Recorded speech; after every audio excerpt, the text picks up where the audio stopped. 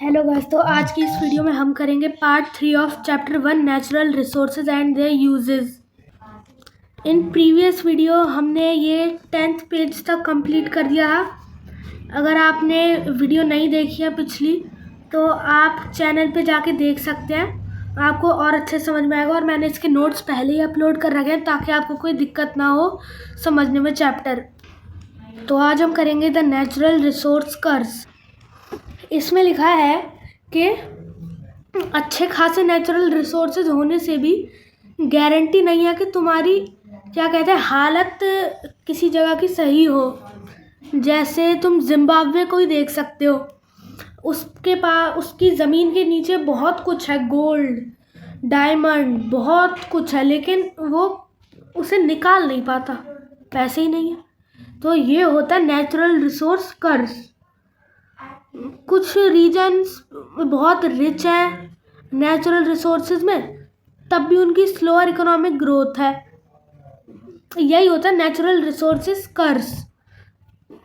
दूसरी भाषा में से कह सकते हैं पैराडॉक्स ऑफ प्लेंटी।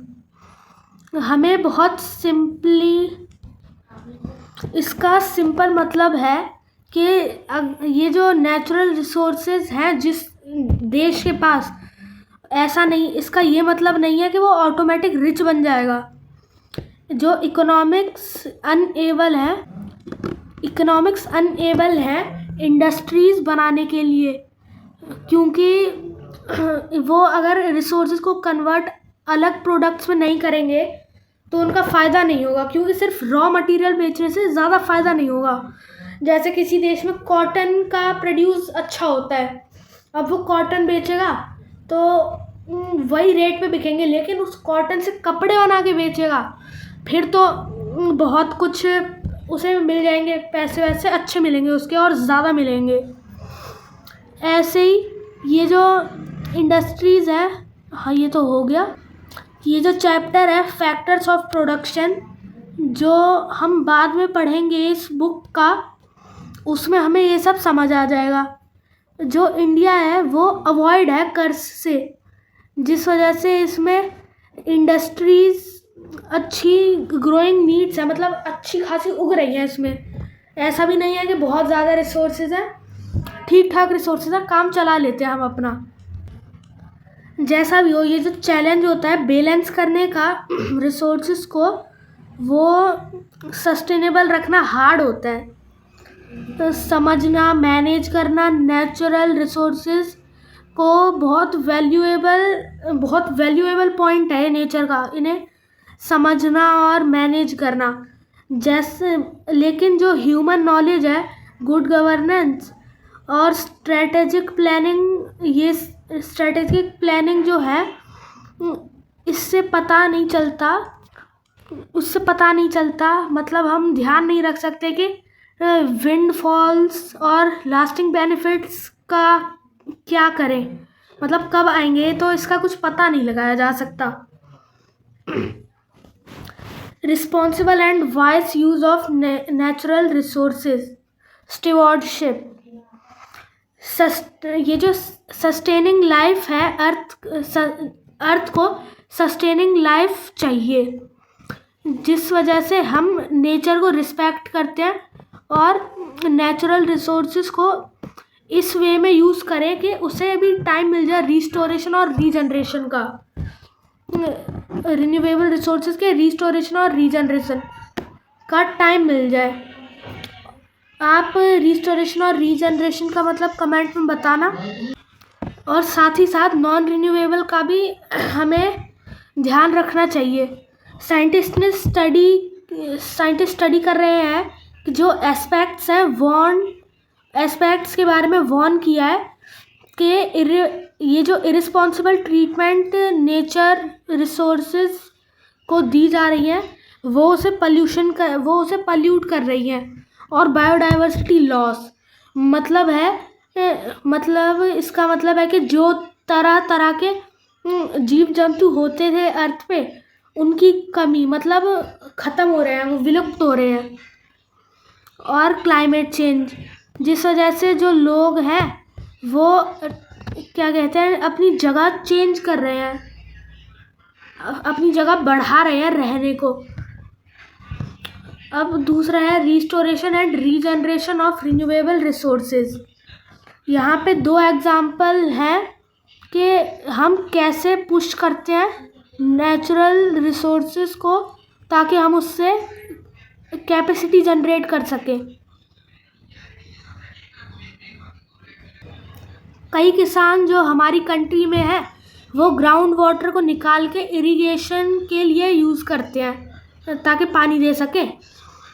और जो ज़्यादातर स्टेट्स हैं उनमें ये पानी निकालने का एक्सट्रैक्शन रेट बढ़ गया है, जिस वजह से वाटर टेबल जो है, पानी स्टोर जो है नीचे, वो ख़त्म होते जा रहा है। टाइम टू टाइम ये बिल्डअप होता था, लेकिन अब ये जो हायर कॉस्ट है एक्सट्रैक्शन ऑफ वाटर निकालने की, बाहर पानी निकालने की, वो अब ज़्यादा बाहर हो गई है। आपने देखा ही होगा जो पंप वम्प भी लगाते हैं लोग ग्राउंड वाटर निकालने के, जितने भी समाधान है बहुत महंगे हो गए हैं वो, मतलब नॉर्मल आदमी अफोर्ड कर नहीं पा रहा है। इससे बताया गया है कि बहुत सारी ग्रोइंग सिटीज़ ये ग्राउंड वाटर कम हो जाएगा उनमें कुछ टाइम बाद। जो इनिशिएटिव्स हैं, लोग हैं जो नए नए प्रोग्राम्स निकालते रहते हैं, इन्होंने वो ग्राउंड वाटर को उसका लेवल रेज करने के लिए एक लॉन्च किया रेमेडी, जिस वजह से ये जो रेमेडी लॉन्च की है, जो ट्रेडिशनल प्रैक्टिसेस हैं वाटर हार्वेस्टिंग की, वो रिजुविनेशन ऑफ पॉन्ड्स, मतलब हम इन कुछ चीज़ों को सही करके दोबारा ऐसे ही वाटर यूज़ कर सकते हैं, बारिश का पानी। ये और वो है वाटर प्रैक्टिस, मतलब वाटर हार्वेस्टिंग करना, रिजुविनेशन ऑफ पॉन्ड्स, टैंक्स, जो है आपके आसपास के पॉन्ड्स हो, टैंक्स हो, उन्हें दोबारा साफ़ करके सही पानी आ जाना उसमें बारिश का, ताकि टाइम पे यूज़ कर सके और ज़्यादा पानी वेस्ट ना करे।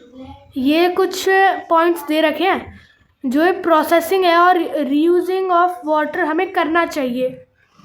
सिमिलैरिटी, जो इम्प्रॉपर यूज़ है केमिकल फर्टिलाइज़र्स, पेस्टिसाइड, वो सॉइल को ख़राब कर रहे हैं।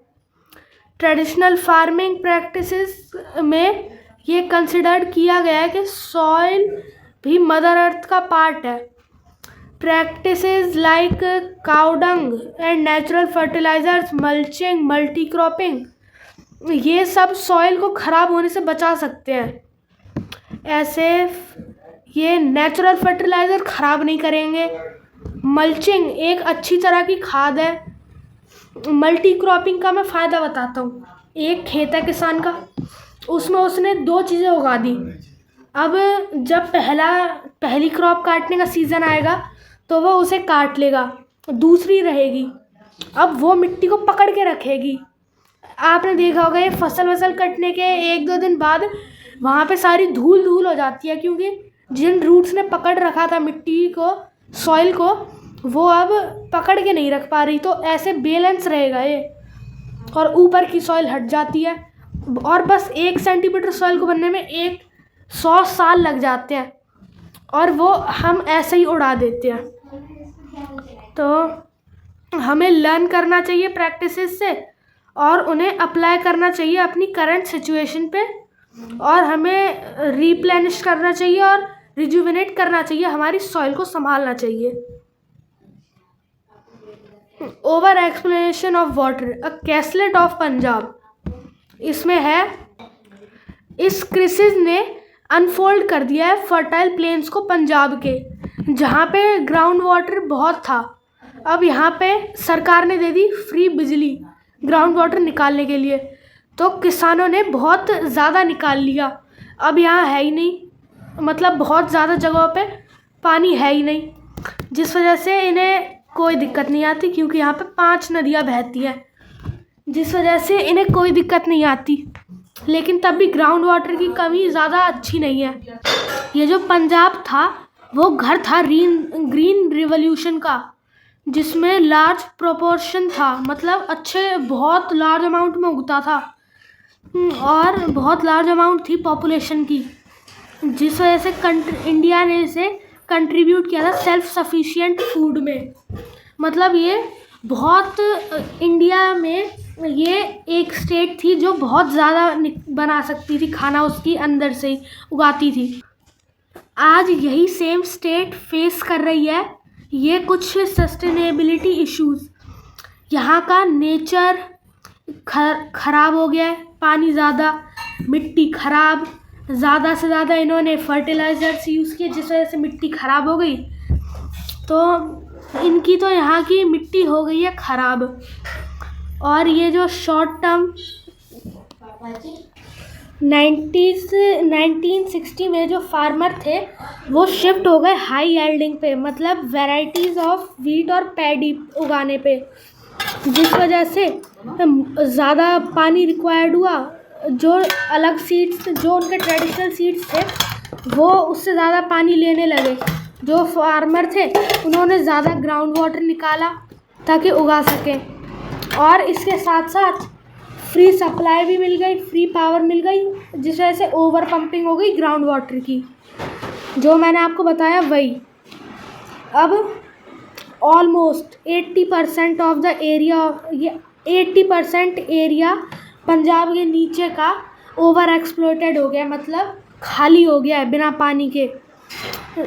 और ये जो मैप दिख रहा है आपको, इसमें जहाँ ब्लू ब्लू है वहीं है थोड़ा थोड़ा पानी, और जो रेड है वहाँ पे ना के बराबर ही है। और जहाँ पे लाइट ब्लू है, लाइट ब्लू नहीं, जहाँ पे डार्क ब्लू है वहीं है साफ़ पानी।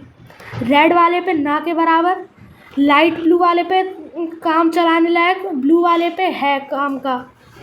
तो ऐसे ये हम द केस ऑफ सीमेंट, हम इमेजिन नहीं कर सकते कि लाइफ बिना सीमेंट के, क्योंकि घर भी उसी से ही बनते हैं, school, hospital, building, bridges, roads, airports, हर एक को सीमेंट चाहिए। लेकिन सीमेंट बनाने में ही बहुत, सीमेंट के प्रोडक्शन में ही सबसे ज़्यादा पोल्यूशन हो रहा है। इस प्रोसेस के प्रोडक्शन में जो डस्ट है वो लंग्स में चले आती है, और जो एनिमल्स होते हैं वो उससे डैमेज होते हैं। जो लीव्स होती हैं वो सेटल हो जाती हैं, डिक्रीजिंग देयर यील्ड्स, मतलब डिकम्पोज हो जाती है पेड़ से गिरने के बाद उसमें। जो the central pollution control board ने बनाया है कि गाइडलाइंस बनाई है सीमेंट फैक्ट्रीज़ के लिए, ताकि उससे ज़्यादा पोल्यूशन ना हो। और साथ ही साथ उन्हें क्या कहते हैं, आगे बढ़ने को कहा है अल्टरनेटिव मटेरियल से, मतलब जिस मटेरियल से बनता है सीमेंट उन्हें चेंज करके थोड़े नेचुरल मटेरियल का ट्राई करने को कहा है अगर मिले तो, जिससे उसी सीमेंट की तरह बन तो जाए लेकिन कम पोल्यूशन भी हो। इससे जो ट्रेडिशनल मटेरियल्स हैं, स्टोन, मड, ये न्यू प्लांट बेस्ड मटेरियल और रिसाइकल भी हो जाएंगे जब ये टूटेंगे मिट्टी में घुल के। ऐसे हमारा पार्ट 3 कंप्लीट होता है। Like and subscribe to Brainy Class 8।